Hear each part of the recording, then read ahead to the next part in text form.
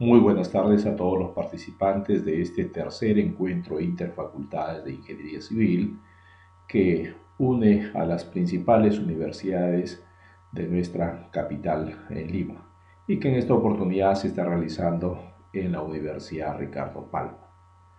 Pues bien, quien les habla es el doctor Jenner Villarreal Castro, profesor visitante de universidades de Bolivia, Ecuador, Honduras, Guatemala, profesor extraordinario de dos universidades en la ciudad de Trujillo, profesor visitante en diversas universidades de nuestro amado Perú, dictando diversos cursos de maestría e ingeniería estructural. Al mismo tiempo, soy Premio Nacional de nuestro país, otorgado por la Asamblea Nacional de Rectores en los años 2006, 2007, 2008. Autor de 18 libros de ingeniería estructural, todos ellos siempre dispuestos para que ustedes le saquen el debido provecho. La conferencia que me pidieron o me solicitaron lleva como título Curso breve de interacción sueloestructura y sistemas de protección sísmica. Cuando hablamos de investigación, a veces se nos hace un poco complicado el entender el esquema a realizar dentro de una investigación. Y generalmente lo que se hace es ir directamente a la aplicación de lo que yo quiero hacer. Sin embargo, no nos damos cuenta que ese es un grave error que nos podría llevar a distorsión en cuanto a lo que es el aporte que deberíamos dar. Entiéndase por investigación aquello que uno va a realizar y que va a generar un aporte a la sociedad. Puede ser un aporte de una investigación experimental, tecnológica o también teórica. Y el aporte debe de ser sustancial. Eso implica que una investigación no es aquella que no me da un aporte sustancial, un aporte nuevo a la comunidad científica internacional. Eso no es investigación, sino aquella que me va a dar un lugar dentro de la comunidad científica internacional de ese pequeño o gran aporte que realice respecto al tema de investigación. Para realizar una investigación es muy sencillo. Primeramente debemos empezar con el estado del arte. Entiéndase por estado del arte a el estudio de todos los avances científicos y tecnológicos a nivel mundial respecto al tema de investigación. Es decir, debo de explayar mi panorama a un contexto no local, no regional, no nacional, sino mundial. A eso yo tengo que ir explayando. Para ello tengo que revisar diversos aportes de investigaciones realizadas respecto al tema que yo quiero investigar a nivel mundial. Ahí debo de investigar no solamente en lengua española ni en inglés, sino también en otras lenguas. Lógicamente que tenemos limitaciones porque no podemos aprender diversas lenguas. Generalmente las investigaciones de gran impacto no están todas traducidas al idioma inglés, sino quedan en el lenguaje nativo, porque en algunos de los casos lo consideran como parte no tanto secreta, pero sí de especie como un patrimonio de ese país. Entonces, en este estado del arte, lo máximo que yo debo de abarcar serían investigaciones en español, en inglés y alguna otra lengua que yo pueda dominar de un país que considero que es una potencia mundial en este tema. Analizado el estado del arte de la investigación que yo voy a realizar, y haber navegado por las distintas investigaciones a nivel internacional, es que yo ya tengo un panorama concreto y muy claro de lo que se ha hecho en el mundo y qué cosa yo voy a hacer. De repente lo que yo planteé en un inicio ya se ha investigado y el impacto que voy a tener Ya no será de una investigación, sino de una recopilación o reafirmación de una teoría, de un método que ya lo hicieron en algún otro país. A partir de este estado del arte, me doy cuenta que lo mío sí es nuevo o es repetitivo. Si es repetitivo, cambio a algo nuevo. Entonces, la persona que empezó a aplicar, si no lleva el estado del arte, no está realizando una investigación. Consecuentemente, hay que ser muy cautelosos, muy cuidadosos en cuanto a una primera revisión del estado del arte. Después del estado del arte, vamos a elaborar una metodología o un modelo o generar fórmulas de cálculo. La segunda fase. Después de ello, recién voy a aplicar al objeto real de investigación. Entonces, el señor que empezó a aplicar directamente no está investigando, no está siguiendo el circuito lógico de una investigación, sino es un manipulador de lo que es una información y procesa la misma hasta donde él cree que es conveniente.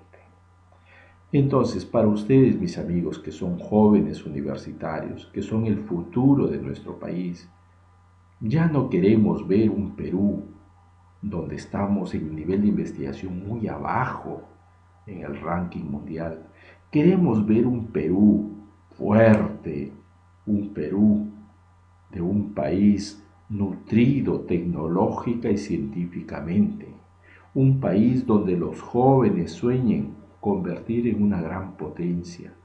Eso queremos y en eso debemos de trabajar en forma conjunta. Todos aquellos que estamos inmersos dentro de la investigación, debemos de ayudarlos a que ustedes generen más y más investigación. Nunca le podemos decir a ustedes que lo que usted quiere hacer no es correcto o con lo que usted quiere plantear simplemente nunca lo va a cumplir. Esa mente fracasada, esa mente derrotada, esa mente pobre en cuanto a lo que es la autoestima, no queremos más en la juventud estudiosa de nuestro amado Perú. Queremos profesores investigadores, queremos profesores motivadores, queremos profesores comprometidos con el desarrollo nacional. Y para ello es necesario trabajar en forma conjunta, tender redes. Y hay que entenderlo claramente. Lima no es el Perú. El Perú es todo nuestro territorio nacional. Grandes investigadores podemos encontrar en distintas ciudades de nuestro país. Por lo tanto, jóvenes que en este tercer encuentro interfacultades que reúne a las universidades de acá de Lima, quiero exhortarlos a que ustedes entiendan que el Perú es mucho más grande que Lima. Lima es pequeño para todo nuestro país. Intelectos tenemos en todo nuestro territorio nacional y debemos unir esfuerzos para que este tercer encuentro de interfacultades de ingeniería civil vaya un cuarto, un quinto, donde vayan muchos más estudiantes y como me decían, que quieren plantear un congreso de ingeniería estructural. Yo los felicito. Ojalá que se haga realidad y de mi parte el apoyo por siempre a la juventud estudiosa de nuestro país. Y algo más que quiero aportar es que ustedes deben de tener la humildad necesaria para aceptar críticas, observaciones y entender que cada día podemos ser mucho mejores.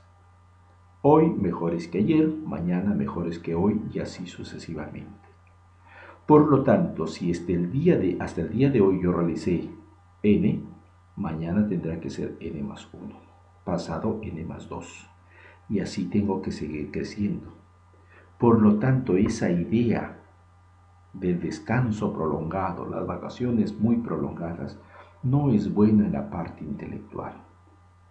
La parte intelectual implica que usted tiene que estar constantemente conectado con el mundo, no solamente que lo rodea en forma física, sino a nivel intelectual. Una vez aplicado al objeto de investigación, nosotros vamos a obtener ciertas conclusiones que son numéricas, recomendaciones que son textuales y líneas futuras de investigación. Estas líneas futuras de investigación nos van a permitir ser sinceros en esta vida. Significa que yo he investigado hasta cierto punto, pero me doy cuenta que esto tiene más vertientes en las cuales se podría investigar.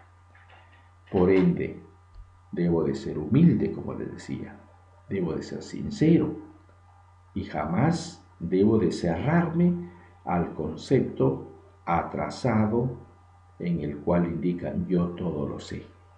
Y la verdad es que es muy poco lo que se sabe. Imagínense pues que mi tutor, un gran científico de talla mundial, el profesor Amosov Alexander Alexandrovich, decía, yo sé tan igual como una arena en todo el mar. Como ustedes saben, el mar tiene un infinito número de arenas. En pocas palabras, él decía, yo no sé casi nada en cuanto a la ciencia a nivel mundial. Un hombre con tanto talento, tanto intelecto, tan humilde. Y nosotros debemos de ser mucho más humildes todavía, porque conocemos menos que ese gran hombre, ese gran intelecto que nos regaló al mundo. Pues bien, empezamos con el tema de la interacción sobre estructura. En nuestra norma de diseño sismo resistente aprobada este año 2016, en el artículo 4.7.2 nos indica el modelo para el análisis que se puede suponer que la estructura está empotrada en la base o alternativamente considerar la flexibilidad del sistema de cimentación si fuera pertinente. En pocas palabras, deja abierta el tema de interacción sobre estructura. No nos dan un método, no nos dan absolutamente nada, solamente la libertad de poder aplicar. Si nos vamos a un contexto mundial, desde el año 2005, en la Sociedad Internacional de Mecánica de Suelos e Ingeniería Geotécnica, existe un comité que es el Comité Técnico 207 dedicado a la interacción suelo-estructura. El primer presidente de este comité es el profesor Ulitsky. Su secretario en los 3 periodos ha sido el profesor Lisiuk. Hoy en día el profesor Lisiuk acaba de ser nombrado como nuevo presidente de este comité TC207. En la parte inferior, ahí está el enlace en el cual usted puede encontrar las directivas de lo que es la investigación. Estas 2 personas son de origen ruso, de la ciudad de San Petersburgo. Tengo el altísimo honor que el profesor Ulitsky haya sido una de las personas que avaló mi disertación doctoral en el año 2004.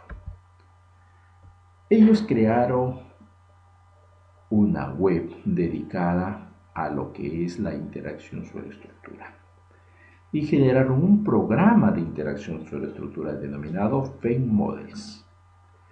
Su empresa se llama Georreconstrucción y realizan los mejores trabajos a nivel mundial. Hay que entender que el profesor Ulitsky es el número 1 en el mundo en este tema de interacción suelo-estructura. Ellos realizan la interacción suelo-estructura a nivel de fábricas, viviendas, centros comerciales, monumentos arquitectónicos, construcciones subterráneas, estaciones de metro, teatros, medio de transporte, en fin, a todo se aplica la interacción suelo-estructura.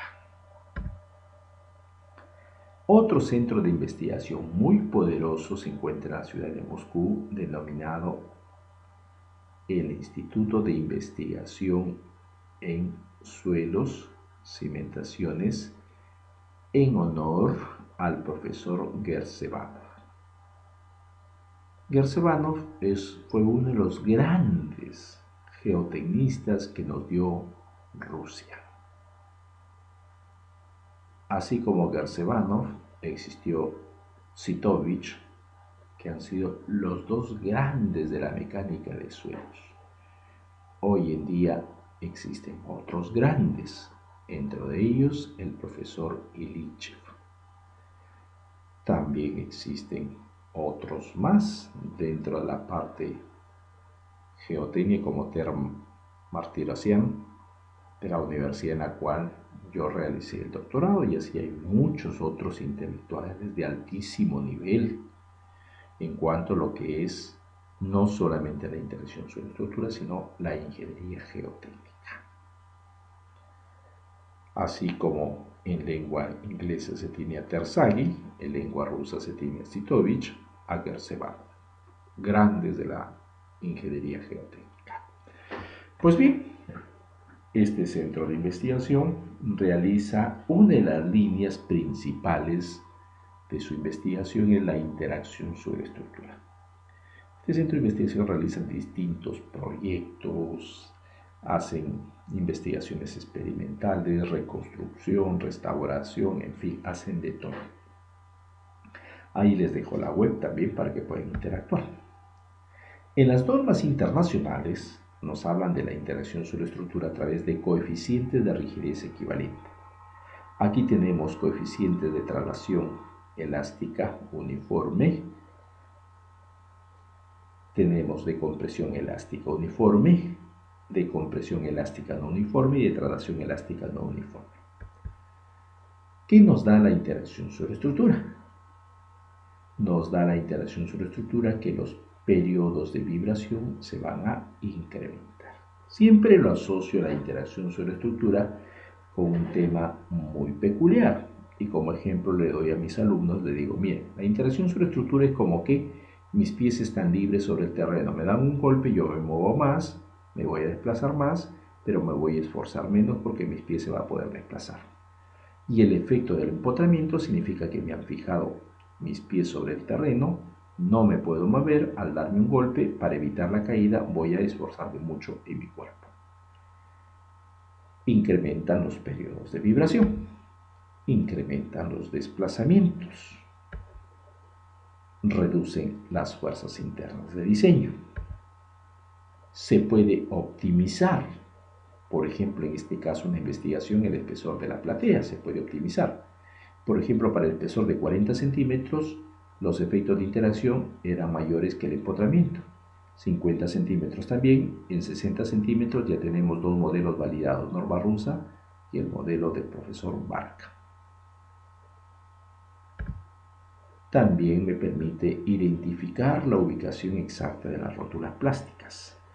En el caso de los esfuerzos de destrucción del profesor von Mises, cuarta teoría de resistencia, podemos ver que empotrado no se observan los picos en cuanto a lo que son los esfuerzos de destrucción, pero cuando vemos un análisis de interacción, por ejemplo para el modelo del profesor Barca, ahí estamos notando un pico grande que es una rótula plástica que va a existir.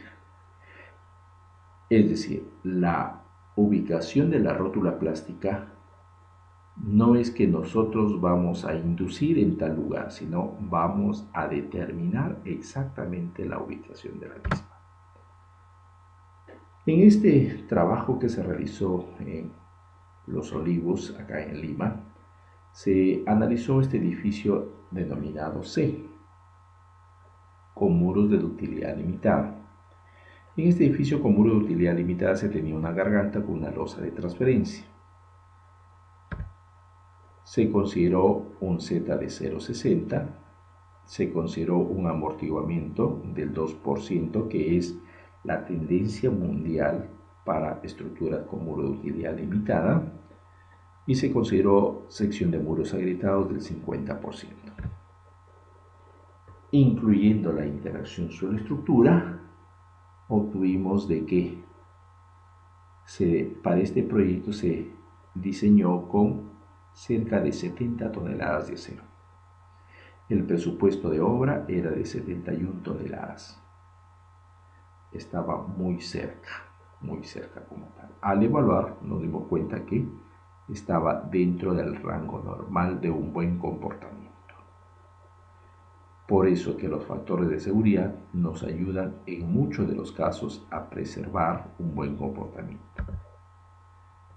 La interacción suelo-estructura también nos va a dar un balance de energía en el tiempo, cuando hacemos un análisis tiempo-historia. Energía de entrada del sismo, energía que disipa lentamente el edificio, energía que disipe el suelo con color verde, no mucho, pero más o menos 7.5% de disipación total, me va a reducir desplazamientos, fuerzas internas de diseño.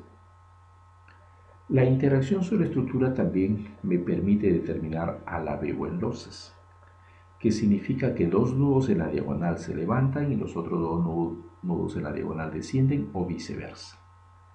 En este edificio de 16 pisos tenemos que alabeo existe, si vemos 17 y 306, existen en el 3, 4, 7 y 8, en esos modos de vibración. En el año 2004 colapsó el parque de agua de la ciudad de Moscú y fallecieron 36 personas. El alcalde de la ciudad solicitó que se haga un estudio exhaustivo y se diagnostique quién tuvo la culpa para que esto haya producido este desastre. No hubo sismo, no hubo nada, entonces, bueno, puede haber relajación del concreto, en fin, puede haber distintos factores que hayan influenciado.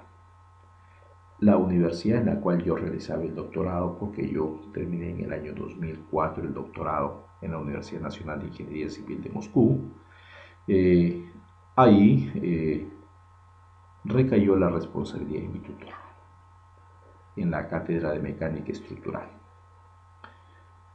Se unió con otras cátedras más para realizar todo este tema y diagnosticar, como se llamó, diagnóstico del colapso del parque de agua de la ciudad de Moscú. Pues bien,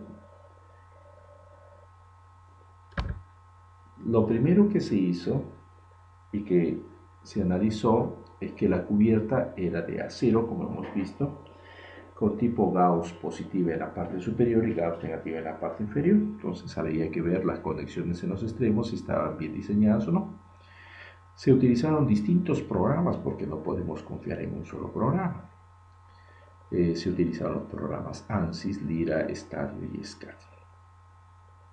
Como ustedes verán, en la Federación de Rusia no se utiliza el programa SAP ni el programa ETAPS, sino se utilizan otros programas. Entre los americanos se utilizan sobre todo el ANSYS, el Nastran, el Cosmos.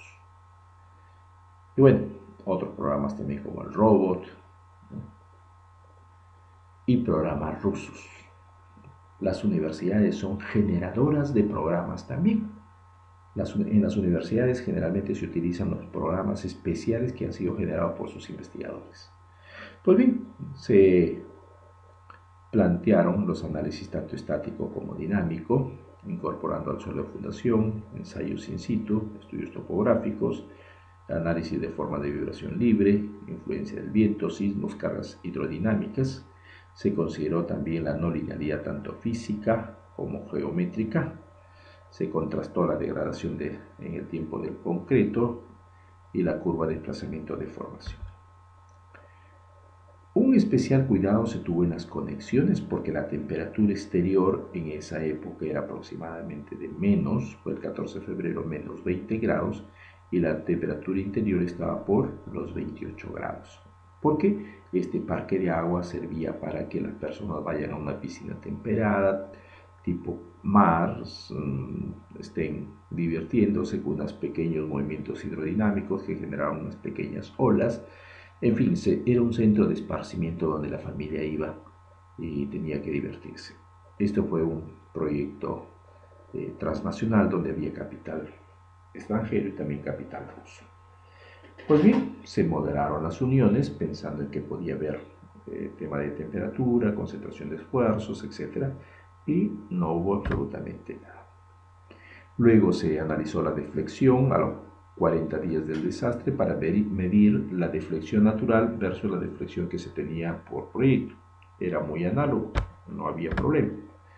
Luego se calcularon los esfuerzos después de 40 días del desastre para analizar el esfuerzo inicial con el esfuerzo después de los 40 días, una degradación de la resistencia del concreto. Para nada, porque esto ya existía el proyecto. Se hizo la interacción sobre estructura y en la interacción sobre estructura también se hizo por primera vez un método de triangulación. Tampoco hubo absolutamente ningún problema. Finalmente, lo que generó fue un problema de deformaciones plásticas del 19.8% y que generó la pérdida de estabilidad de la superestructura del tubo superior, ocasionando fisuras subradiales, desplazamiento, relajación del concreto y colapso. Las tres comisiones encargadas, que fue una universidad americana, la Universidad de nosotros en Moscú y un centro de investigación muy poderoso también en Moscú, coincidimos con los mismos resultados. Uno de los puntos importantes que se recomendó el uso responsable de los programas estructurales, porque se determinó también que existían problemas en el diseño. Es increíble. Sistemas de protección sísmica. En nuestra norma aprobada este año 2016, en el artículo 3.9 nos habla acerca de los sistemas de aislamiento y sistemas de disipación de energía. Y nos indica que se deben de utilizar dichos sistemas siempre y cuando se cumpla con la fuerza cortante en la base, la distorsión de entrepiso. Pues bien, y aplicando la norma americana ASCE 710.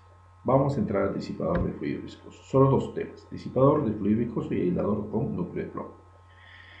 Los disipadores nos permiten disipar entre un 20 a un 40% de la energía sísmica, reduciéndonos desplazamientos, fuerzas de diseño, daños en equipamiento de elementos no estructurales, reducción de volúmenes de concreto y acero. Se puede utilizar para edificios nuevos como para edificios existentes. No daña la arquitectura, es cuestión solamente de colocarlo de una manera adecuada. Hay distintas formas de colocación. Tenemos ya experiencias en nuestro país. En nuestro aeropuerto internacional Jorge Chávez fue la primera experiencia. En el aeropuerto internacional Jorge Chávez, en la Torre Central, hay que entender que nuestro aeropuerto fue construido en el año 1963. En el año 2007, cuando entró una nueva administración de nuestro aeropuerto, lo que solicitaron es una evaluación del estado actual del edificio y, de acuerdo a la nueva norma en ese año del 2006, verificar cómo se iba a comportar. Se tenía un déficit de disipación de energía de cerca del 40%, de los disipadores eran una de las alternativas más correctas para poder utilizar. Se colocaron los disipadores en forma de V invertida, tipo chevron, como estamos observando. Otro edificio es el edificio del reducto, también colocado con disipador de fluido viscoso. Y como podemos observar, tiene una buena armonía con la arquitectura. Estos disipadores, como habíamos indicado, se basan en un balance de energía. Acá tenemos la energía de entrada, energía del edificio, energía del disipador, energía cinética, energía potencial, un balance de energía. En cuanto a los disipadores, vienen a ser sistemas pasivos. Los sistemas pasivos implica que se va a activar bajo algún controlador para poder actuar. Pero también tenemos sistemas activos, híbridos, semiactivos. Es decir, nos falta avanzar mucho todavía. Los disipadores pueden ser de cuatro tipos: viscosos, viscoelásticos, de plastificación y fricción. Los viscosos dependen de velocidad, los viscoelásticos de velocidad y desplazamiento, y los de plastificación y fricción de desplazamiento. Estos dispositivos trabajan en tracción y en compresión. Tenemos un pistón que comprime a un líquido que es un fluido de silicona compresible, que pasa de cámara a cámara y luego se tracciona o lo expulsa. La cámara de estancamiento es donde se genera el lazo histerético como tal.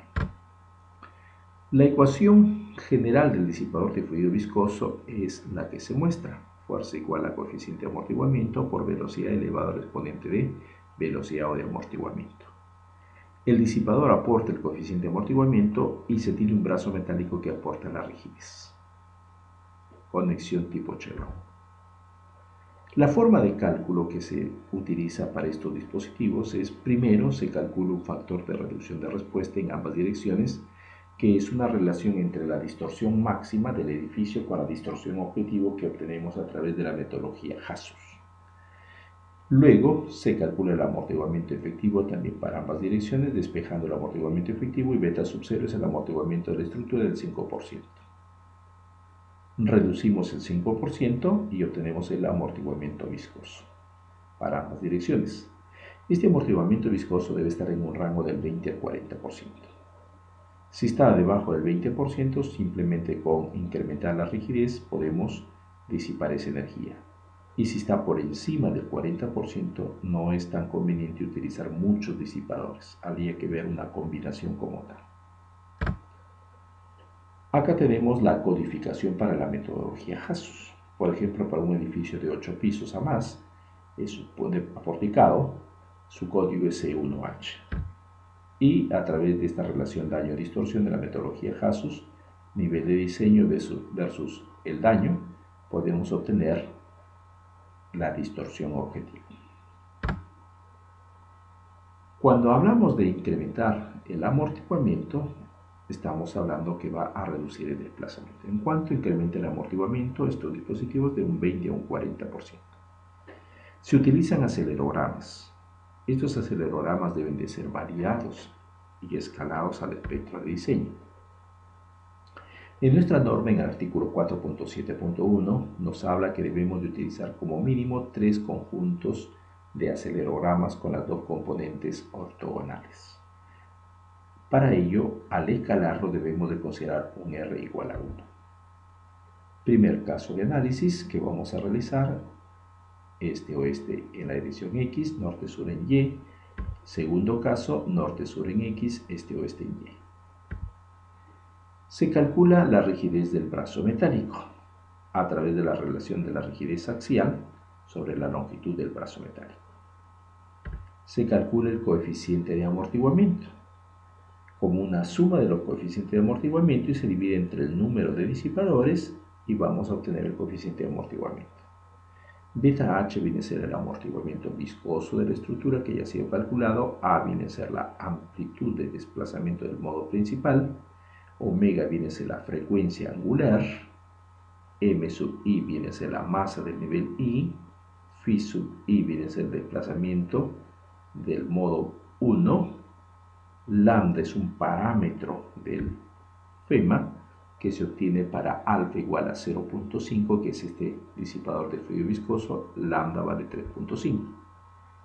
Phi RJ viene a ser el desplazamiento modal relativo entre los extremos del disipador y teta sub J el ángulo de inclinación del disipador. Se escala el espectro del diseño, el acelerograma, y luego lo escalamos al espectro de diseño a través del programa el SigmoMatch. Verificamos el lazo histerético. Para el disipador de fluido viscoso es el gráfico B que está acá, y para el viscoelástico es el gráfico A. Vemos que tenemos que verificar todos los disipadores. Por ejemplo, en este proyecto para Chiclayo, tenemos que en el primer piso no se comporta correctamente. Como no se comporta, parece como que si fuese un disipador viscoelástico. Cambiando nada más la posición, se comportó como un disipador viscoso. Va a reducir los desplazamientos y las fuerzas internas. Se tiene que elegir el tipo de disipador con su fuerza axial y todas las características adicionales. Para ello se agrupan por niveles de fuerza y se cotiza. Para la cotización nos exigen fuerza máxima, coeficiente de amortiguamiento, exponente de velocidad, máximo desplazamiento, máxima velocidad, disposición del disipador, cantidad de dispositivos. Y nos dan una garantía de 35 años. Finalmente, diseñamos las conexiones extremas para evitar que el disipador trabaje y rompa las conexiones. Tenemos que hacer el diseño de acuerdo a los conocimientos de diseño en acero. Pasamos ahora como tema final a aislador con núcleo de plomo. En Lima metropolitana existen ya diversas edificaciones con aislamiento sísmico. Uno de ellos, el edificio corporativo de Graña Montero, con núcleo de plomo, el edificio multifamiliar Madre, aislador de alto amortiguamiento, el campus de la Universidad Tecnológica, aislador con núcleo de plomo, el Centro de Información de la Facultad de Ingeniería Civil de la Universidad Nacional de Ingeniería, también con aislador con núcleo de plomo. ¿Cómo trabajan los aisladores? Los aisladores son unos dispositivos que separan la subestructura de la superestructura. En pocas palabras, va a desacoplar el edificio del suelo. Como lo va a desacoplar, significa que la energía de entrada de la acción sísmica que llegó, el aislador va a disipar una cantidad y va a retransmitir otra cantidad. Y el bloque superior se va a comportar como un elemento o un bloque sólido. Es decir, el tema de la distorsión va a ser mínima porque todo se va a mover como un bloque. Tenemos distintos tipos de aisladores. Aislador de goma de bajo amortiguamiento, con núcleo de plomo y de alto amortiguamiento. Dentro del aislador elastomérico con núcleo de plomo, el núcleo de plomo va a ser el que va a aportar la rigidez ante el sismo, la disipación de la energía. En cambio, las planchas de acero con las capas de caucho van a soportar la rigidez vertical.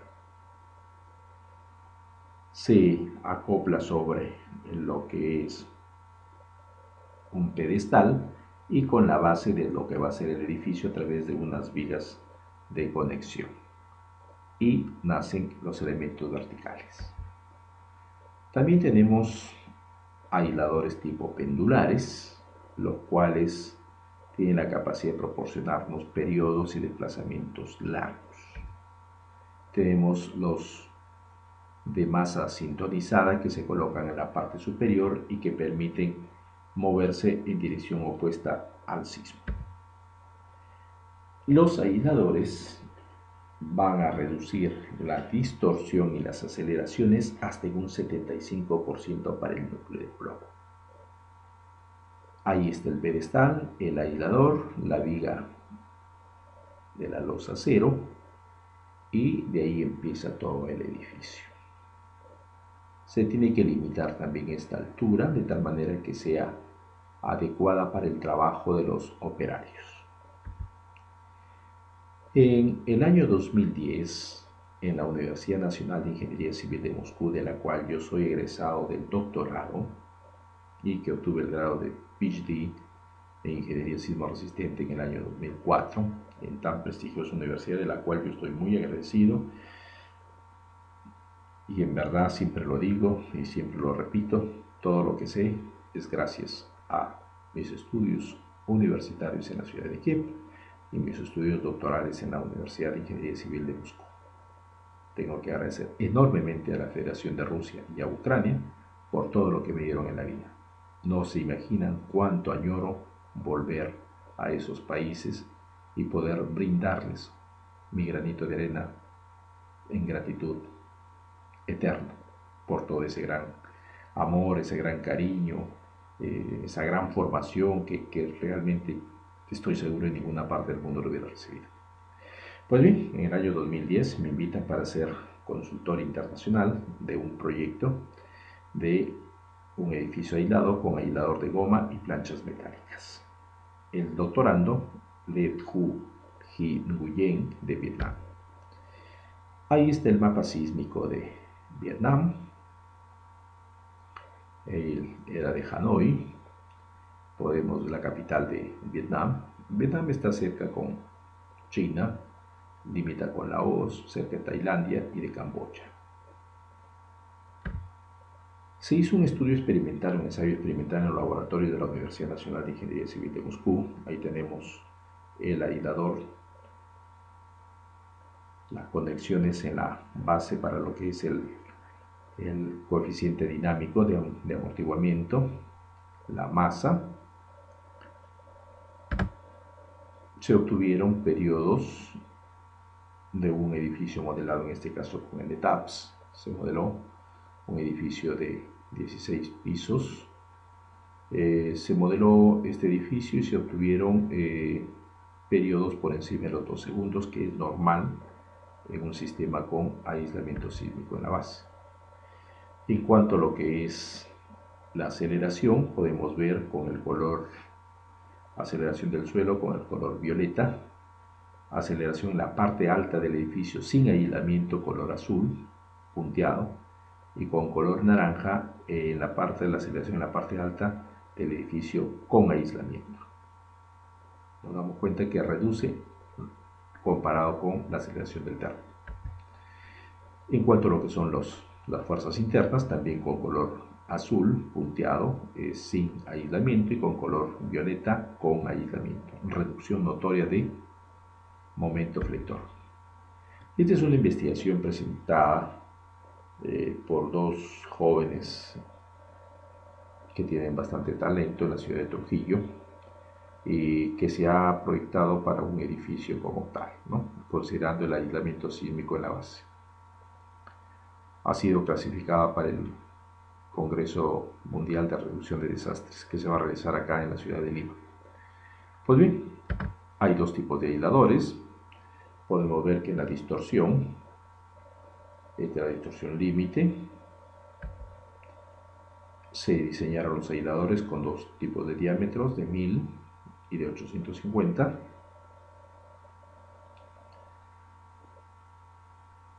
Milímetros se refiere, ¿no? Tenemos cálculo de rigidez vertical, rigidez horizontal, rigidez elástica, fuerza de fluencia, relación caso P, caso E, amortiguamiento efectivo.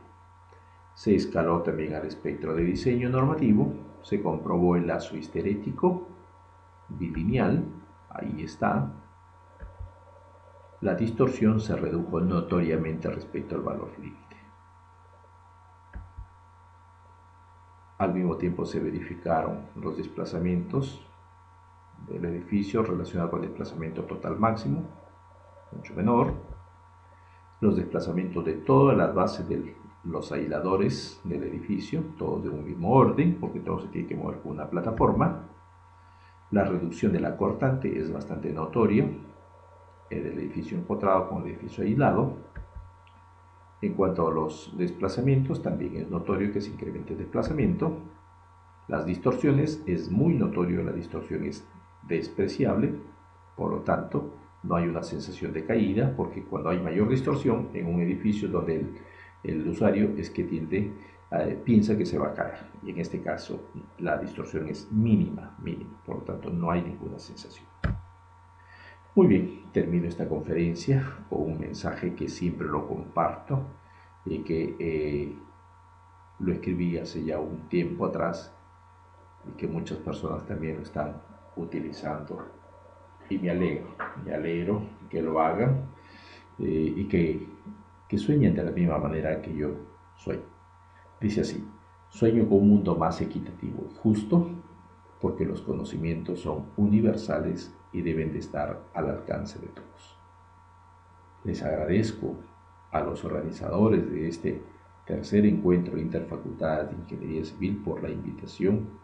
Agradezco a todos ustedes los presentes, tanto ingenieros como estudiantes, que han tenido esa paciencia enorme de escucharme, de poder haber compartido con ustedes mis conocimientos. Y como siempre lo digo, soy un peruano al servicio de nuestra sociedad. Tienen a un amigo, tienen a un profesor siempre dispuesto a ayudarlos. Muchas gracias a todos ustedes, que Dios los bendiga, les dé mucha fuerza, mucha vitalidad, mucha inteligencia, muchas ganas de crecer, y nunca dejemos de soñar. Veamos al Perú como una gran potencia intelectual a nivel mundial. Ahí les dejo mi correo electrónico, los enlaces de mi blog, tanto el de libros como el blog personal, y la edición de mi canal de YouTube. Que Dios los bendiga. Muy buenas tardes.